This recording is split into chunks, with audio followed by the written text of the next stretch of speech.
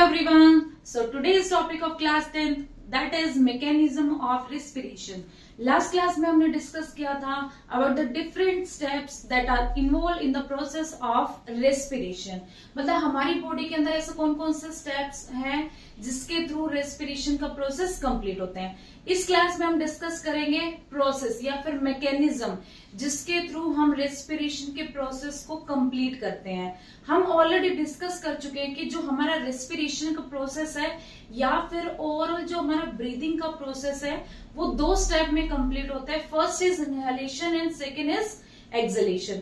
उससे पहले हम एक चीज डिस्कस करते हैं दैट इज कि अगर हम बात करें पर मिनट की, एक मिनट के अंदर हम टोटल कितने टाइम ब्रीथ करते हैं, मीन्स ऑक्सीजन इनहेल करते हैं, CO2 रिलीज करते हैं। तो वो जो क्राइटेरिया है वो क्राइटेरिया गिवन है आपका 12 to 16 टाइम। मतलब हम एक मिनट के अंदर total 12 to 16 time breathe out करते हैं, ब्रीथ इन करते हैं।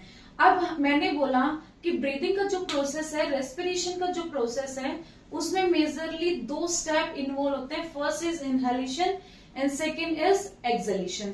अब हमारी बॉडी में मेन इंपॉर्टेंट चीज ये है कि इनहेलेशन और एक्सहेलेशन का जो प्रोसेस है वो किस चीज पे डिपेंड करता है। एक वर्ड आता है प्रेशर ग्रेडियंट, एक वर्ड हम यूज करते हैं दैट इज प्रेशर ग्रेडियंट, या फिर हम बोल सकते हैं इसको प्रेशर के अंदर चेंज आना। अगर हम बात करें एटमॉस्फेयर की और लंग्स, अगर हम बात करें एटमॉस्फेयर या फिर लंग्स, तो एटमॉस्फेयर और लंग्स के बीच में प्रेशर ग्रेडियंट का होना बहुत इंपॉर्टेंट है for the process of breathing. ऐसे नहीं कह सकते हम कि एटमॉस्फेयर के अंदर भी प्रेशर फिलहाल ज्यादा है और लंग्स के अंदर भी प्रेशर क्या है, ज्यादा है। नहीं, एटमॉस्फेयर के अंदर प्रेशर ज्यादा होगा तो लंग्स के अंदर प्रेशर क्या होना चाहिए, कम होना चाहिए। या फिर मैं बोलूं एटमॉस्फेयर के अंदर प्रेशर कम है तो लंग्स के अंदर प्रेशर क्या होना चाहिए, ज्यादा। इसी को हम बोलते हैं प्रेशर ग्रेडियंट। इट मीन्स जो हमारा इनहेलेशन और एक्सहेलेशन का प्रोसेस है वो किस चीज पर डिपेंड करता है, प्रेशर ग्रेडियंट के ऊपर डिपेंड करता है। अब सबसे पहले हम डिस्कस करेंगे इनहेलेशन के बारे में, देन उसके बाद जस्ट इनहेलेशन का ही अपोजिट क्या होता है, एक्सहेलेशन होता है।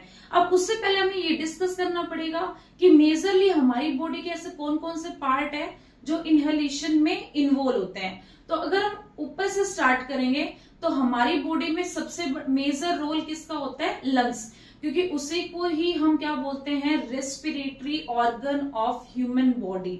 अगर हम बात करें ह्यूमन बॉडी के अंदर रेस्पिरेटरी पार्ट क्या है या फिर रेस्पिरेटरी ऑर्गन क्या है तो हम किसका नाम बताते हैं, लंग्स। तो हमें एक चीज पता लगा कि लंग्स इन्वॉल्व होता है इनहेलेशन और एक्सहेलेशन में। इसके अलावा अगर हम बात करें रिब्स की, हमारी बॉडी में टोटल 12 पेयर ऑफ रिब्स है। अब ये रिब्स है, आगे की साइड ये एक लॉन्ग बोन से कनेक्ट होती है दैट इज स्टर्नम, और पीछे की साइड यही रिब्स कनेक्ट होती है थ्रू द वर्टेब्रल कॉलम। तो हम ये बोल सकते हैं कि जो हमारा स्टर्नम है, जो आगे की फॉरवर्ड बोन है वो, और रिब्स ये भी इन्वॉल्व होती है कौन से प्रोसेस में, इनहेलेशन और एक्सहेलेशन में। इसके अलावा अगर हम बात करें ये रिब्स और ये रिब्स, तो रिब्स के बीच में जो मसल्स होती है उनको बोला जाता है internal coastal muscle. Inter word का मतलब होता है बीच में, और कोस्टल वर्ड यूज किया है हमने फॉर रिब्स। तो रिब्स के बीच की जो मसल है उनको बोला जाएगा इंटरनल कोस्टल मसल। अगर रिब्स के बाहर की मसल है तो उसको बोला जाएगा एक्सटर्नल इंटरकोस्टल मसल, और अगर रिब्स के अंदर की मसल है तो उनको बोला जाएगा इंटरनल इंटरकोस्टल मसल। इसके अलावा जो हमारी चेस्ट कैविटी है उसको बायोलॉजिकल टर्म में हम डिनोट कर देते हैं थोरेसिक कैविटी। तो ये थोरेसिक कैविटी भी इन्वॉल्व होगी कौन से प्रोसेस में, एक्सहेलेशन और इनहेलेशन प्रोसेस में। इसके अलावा अगर हम बात करें डायफ्राम, डायफ्राम भी इन्वॉल्व होगा कौन से प्रोसेस में, इनहेलेशन और एक्सहेलेशन। अब हमें ये चीज देखनी है कि सबसे पहले कौन सा स्टेप होगा इनहेलेशन में। हमने यहाँ पे पूरा प्रोसेस मेंशन किया हुआ है। जैसे हमारा इनहेलेशन का फर्स्ट स्टेप है एक्सटर्नल इंटरकोस्टल मसल्स कॉन्ट्रैक्ट, जो हमारी रिब्स के बाहर की बोन है या फिर मसल्स है जिनको हमने बोला था एक्सटर्नल इंटरकोस्टल मसल, वो सबसे पहले क्या होगी, कॉन्ट्रैक्ट होगी। कॉन्ट्रैक्ट होने का मतलब श्रिंक होगी। जो हमारी एक्सटर्नल इंटरकॉस्टल मसल्स है वो क्या हो जाएंगी, कॉन्ट्रैक्ट। जैसे ही मसल्स कॉन्ट्रैक्ट होगी तो हमारी जो रिब्स और स्टर्नम है, रिब्स और स्टर्नम है वो आगे की तरफ मूव करना स्टार्ट करेंगे। नेक्स्ट जो वॉल्यूम है हमारा थोरेसिक कैविटी, या फिर इनडायरेक्टली हम बोल सकते हैं कि जो हमारा चेस्ट कैविटी का वॉल्यूम है वो हमें ओवरऑल क्या करना है, बढ़ाना है।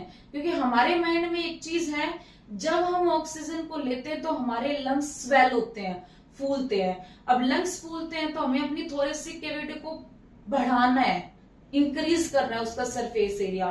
तो जैसे ही रिब्स और स्टर्नम आगे की तरफ मूव करना स्टार्ट करेगी तो थोरेसिक कैविटी का वॉल्यूम भी क्या होता चला जाएगा, इंक्रीज होता चला जाएगा।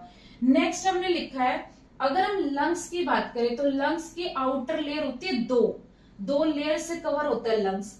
बाहर वाली को हम बोल देते हैं पेराइटल और अंदर वाली को हम बोल देते हैं विसरल पेराइटल प्लूरल मेम्ब्रेन। अब ये जो पेराइटल और विसरल प्लूरल लाइनिंग्स हैं वो पुल करेगी आउटवर्ड, मतलब बाहर की तरफ, क्योंकि हमें लंग्स को फुलाना है। तो इट मीन्स जो पेराइटल और विसरल प्लूरल मेम्ब्रेन है, लंग्स की आउटर लेयर है, मेम्ब्रेन है जिससे लंग्स कवर है, वो कहाँ मूव करना स्टार्ट करेगी, बाहर की तरफ मूव करना स्टार्ट करेंगे, जिसकी वजह से पल्मोनरी वॉल्यूम मतलब लंग्स का जो वॉल्यूम है वो क्या होता चला जाएगा, इंक्रीज। अगर लंग्स का वॉल्यूम इंक्रीज हो रहा है तो it means intra pulmonary pressure. Intra word का मतलब है अंदर, इंट्रा मीन्स अंदर, और पल्मोनरी वर्ड हमने यूज किया लंग्स के लिए। इट मीन्स लंग्स का जो अंदर का क्या है, प्रेशर है, वो क्या हो जाएगा, डिक्रीज। हमें यहाँ पे वॉल्यूम को इंक्रीज करना है, प्रेशर को क्या करना है, डिक्रीज करना है, जिसकी वजह से अभी हमें पता है एटमॉस्फेयर के अंदर ऑक्सीजन की कंसेंट्रेशन हाई है as compare to lungs. It means oxygen move करेगी from higher concentration to lungs. Means oxygen atmosphere से मूव करके कहा चली जाएगी, लंग्स में, जिसकी वजह से हम इजिली ऑक्सीजन को इनहेल कर पाते हैं। एज सेम एक्सलेशन, हम इनहेलेशन का अगर अपोजिट कर देते हैं तो वो क्या हो जाएगा आपका, एक्सलेशन कर। ऐसे जैसे सेम हमने फर्स्ट स्टेप किया था, एक्सलेशन में क्या किया था, इनहेलेशन में क्या किया था हमने, एक्सटर्नल इंटरकोस्टल मसल्स को कॉन्ट्रैक्ट किया था। यहाँ इसका अपोजिट अगर आप करेंगे तो क्या होगा, जो आपकी एक्सटर्नल इंटरकोस्टल मसल है वो क्या हो जाएंगी, रिलैक्स। रिलैक्स मतलब जिस पोजीशन पे वो ऑलरेडी थी वो उसी पोजीशन पे आ जाएगी।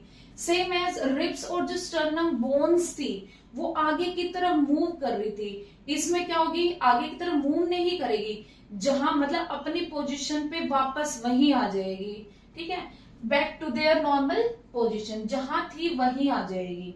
नेक्स्ट जो वॉल्यूम था थोरेसिक कैविटी का वो इनहेलेशन में तो क्या हो रहा था, इंक्रीज हो रहा था, यहां पर क्या हो जाएगा, वो डिक्रीज हो जाएगा। एज सेम पेराइटल और विसरल प्लूरल मेम्ब्रेन जो थी, लंग्स की जो आउटर लेयर थी जो से बाहर की तरफ मूव कर रही थी, वो कहाँ मूव करना स्टार्ट कर देगी, इनवर्ड मतलब अंदर की तरफ। अब हमें CO2 को बाहर फेंकना है लंग्स में से। इट मीन्स हमें सरफेस एरिया को क्या करना है, रिड्यूस करना है लंग्स के। तो हमें पेराइटल और विसरल प्लूरल मेम्ब्रेन को कहाँ मूव करवाना पड़ेगा, पीछे की साइड, इनवर्ड मूव कराना, जिसकी वजह से जो लंग्स का वॉल्यूम है, सरफेस एरिया है, वो क्या हो जाएगा, डिक्रीज हो जाएगा।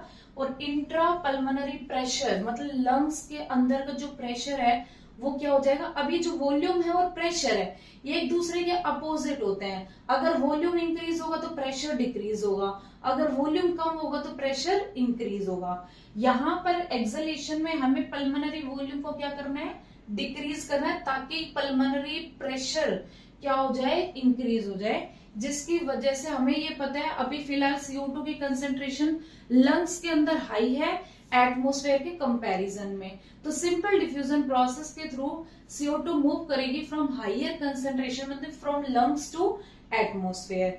That's all for today. Thank you, have a nice day.